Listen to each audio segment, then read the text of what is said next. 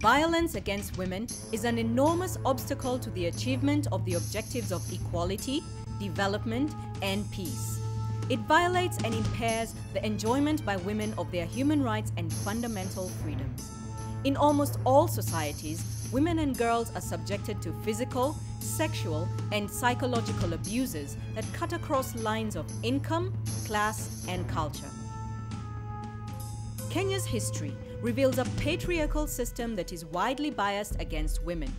In such kind of a society, women are presented with an interpretation of the world made by men, and the world is defined by men's actions. Stories of women are rarely told. This exclusion of women's lives alienates women and fails to provide them with relevant role models.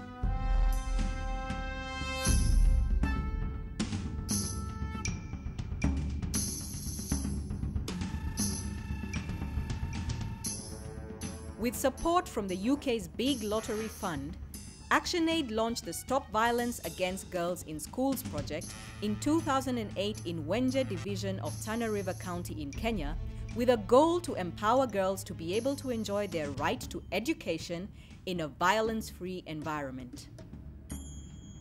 In Wenje, Tana River, we had cases of culture that hindered access to education by girls. For example, female genital mutilation, which was carried out at a very tender age, maybe when the girl is 8 years old or 9 years old. And once they undergo the female genital mutilation, it's like a rite of passage to tell them they're now mature enough and ready for marriage. So this promoted a lot of early pregnancy and early marriage, which hindered girls from going to school. Communities in Wenje division have strong views on gender roles, physical punishment, and traditions such as female circumcision and marriage of schoolgirls. Often, they do not see these traditional attitudes and practices, which are largely discriminatory against girls, as being oppressive or against human rights. Aina za dhulma ambazo zikimwafekti mtoto msichana ni nyingi na zilikuwa zimekithiri katika kimaisha. Kwanza zingine tulikuwa tunazifanya sisi wenyewe wa mama, hatukujua ni dhulma, kama vile ukeketaji. Wasichana walikuwa wanakeketwa na hiyo ndio ilikuwa ni dhulma. Upande ya masomo ilikuwa tumeweka wavulana mbele, wasichana ilikuwa yani hatukutia maanani elimu ya wasichana. Lakini baada ya kuwa tumekuwa na hili shirika la ActionAid, Stop Violence Against Girls, Girl Child Network, Lottery Fund, tumefanyiwa mobilization, tukaelimishwa, stakeholders pia wameelimishwa, sisi community.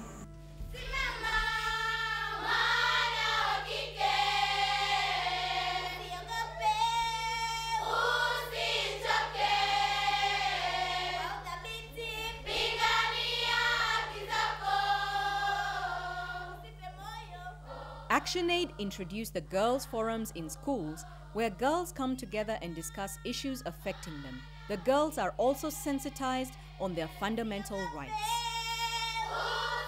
13-year-old Hawa Adhan, a Standard 6 pupil and a member of the Girls' Forum in Gafuru Primary School, can attest to the empowerment the project has impacted on her. She is now aware of the negative effects of female genital mutilation, FGM. Tunasema msidanganyiwe. Wavulana wakiwaambia tufanye hivi, mwambie ngoja. Hiyo mambo ni baadaye, mimi ninasoma bado nisome. Na ukiona msichana mwenzako inakeketwa, utamwita mamake, utamwita babake, utamwambia saa hii unakeketwa msichana yenu. Akitoka damu sana anaweza akakufa. Alafu nani ako hasara? Atakwambia ni sisi. Tumesema mwache hiyo mambo. ActionAid is working with the Zonal Education Committee that comprises members of the community, head teachers, and government officials to enlighten the community on violence against girls.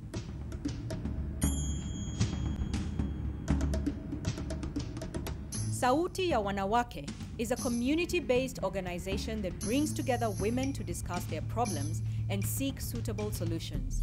This ActionAid initiative also addresses issues of gender-based violence and advocates girls' and community rights as well. Sauti ya Wanawake also champions for an end to gender-based violence and supports women and girls to follow up and seek legal redress against perpetrators. Kwa kweli dhuluma zilikuwa nyingi za wanawake na watoto wa kike.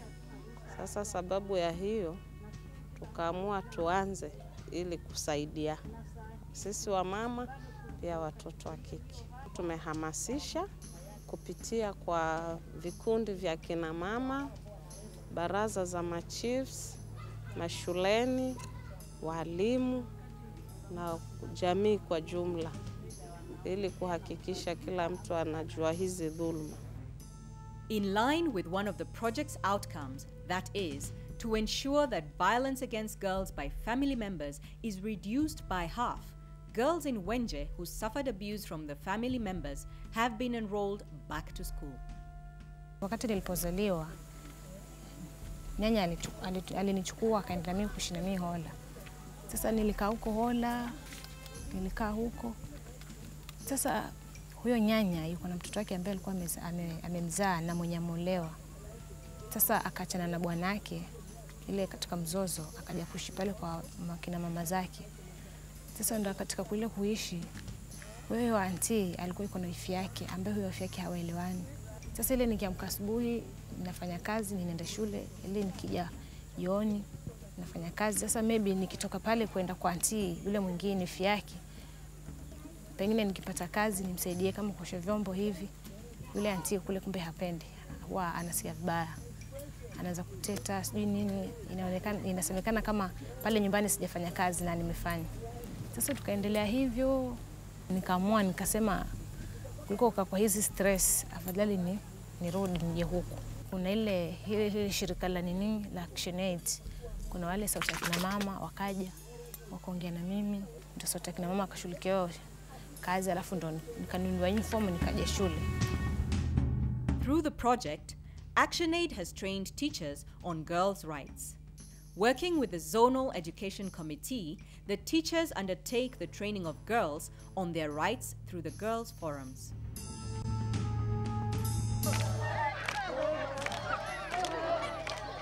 The Stop Violence Against Girls in School project's main target was girls, but it was also found necessary to include boys to create awareness on the rights of all children. This has made the boys uphold respect for girls within and outside school.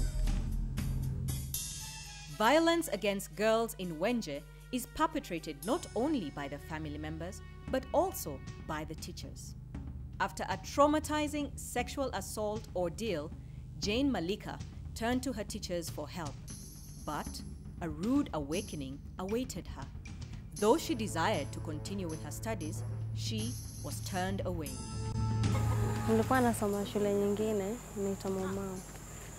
Nikaja nikadanganywa na kijana mwingine wa bodaboda. Amenidanganya, tulikuwa na yeye. Baba aliposikia alinifuata. Akanichukua, tukaenda paka polisi, tukaripoti. Sasa tuliporipoti, tukaongea, tukaambiwa tuende mpaka kotini. Nilirudishwa shule, kufika kule deputy principal alikataa, amesema nije nikae 2 weeks. Nikakaa, kurudi akakata tena. With the assistance and guidance of Sauti ya Wanawake, Jane Malika can now achieve her dream of completing her secondary school education. Auntie Jane, ambaye ni mama wa Sauti, asubuhi alikuja, alinifuata. Akanichukua tukaenda paka Wenje kwa mama mwingine, ambaye ni mama wa Sauti, wanamuita Mama Doris. Nikaenda kula, wakaniguide, nikakaa for 1 week. Alikuwa ananiguide, yani ananieleza yani kuhusu mambo ya shule, sijui nisiache shule, sijui nini. After counseling, hawa kina mama Sauti ilinisaidia sana. Mpaka ndo nikaamua kurudi shule, na niliporudi yani nikaamua niachane na hao mambo hasa, yani niendelee mwanzo na masomo, cause nimeona ina faida yake huko mbele. The project adopts a partnership approach by working with other partners and the community to create awareness and consequently an informed society that is active and engaged in achieving gender equity and equality and stopping violence against girls. The SVAX project has really assisted the school in many ways. Now, one of them, they have assisted in benchmarking. The girls are taking, in fact, most of the girls, although a component of the boys are also involved, but they are taking to other places to see what is happening down there. They have also introduced a magazine whereby the girls write their essays and it is put there. In this way, then the girl child, it builds the confidence of the girl child. The project has achieved its intended outcomes of ensuring that girls in Wenje have the confidence to challenge the culture of violence. Violent practices have been part of the community's in Tana River culture for many years.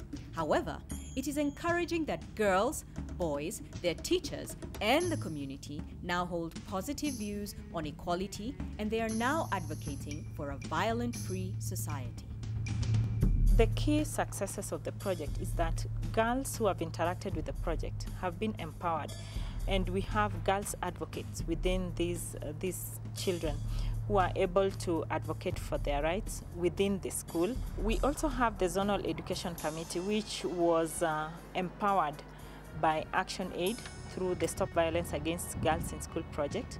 And currently, the Zonal Education Committee has taken up the school-based activities like the girls' forums within the schools, the hockey clubs within the schools, and they're able to plan with the head teachers and to get support from the head teachers on how to implement the school-based activities to ensure that girls are still enrolled in school.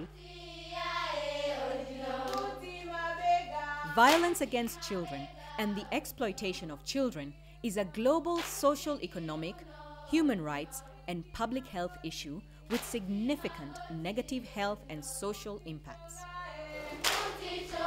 It therefore calls upon all the members of the society to support noble causes that seek to help sustain a successful girl child.